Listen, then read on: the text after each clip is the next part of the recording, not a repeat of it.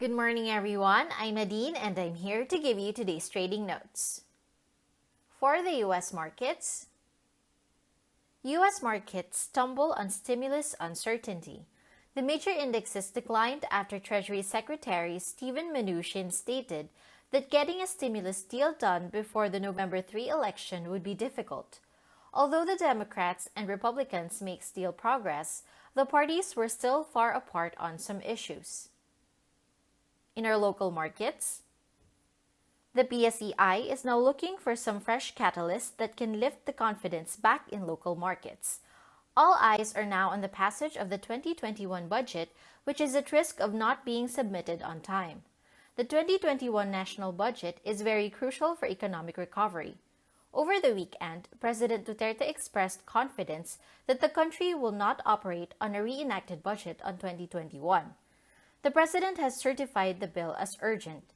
The House approved a 4.5 trillion peso budget last week, but suspended its session until November 16, amid a House leadership tug-of-war.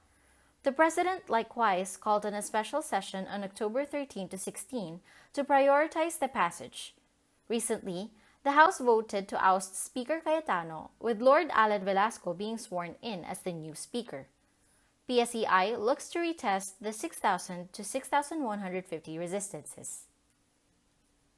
Meanwhile, no new taxes to be introduced during economic recovery, says the Department of Finance. Our view?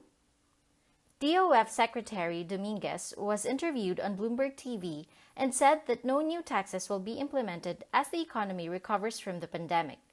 The government likewise is not looking to sell assets to raise revenues, which are mostly in real estate and mining. DOF is drafting proposals for additional revenue sources for 2020 and 2021 to pay off for the debt incurred this year. Currently, the CREATE bill, which aims to lower corporate income taxes as well as rationalize the current tax incentive scheme, is still pending in Congress. Other tax bills pending in Congress are the new tax regime for the mining industry and the measure to streamline taxes on passive income. Budget deficit will rise to 9.6% of GDP this year, 8.5% of GDP by 2021, and 7.2% of GDP by 2022. Meanwhile, debt to GDP will rise to 53.9% this year, from 39.6% in 2019, 58.3% in 2021, and 60% by 2022. In other news, government revises BOP figures for 2020-2021. Our view?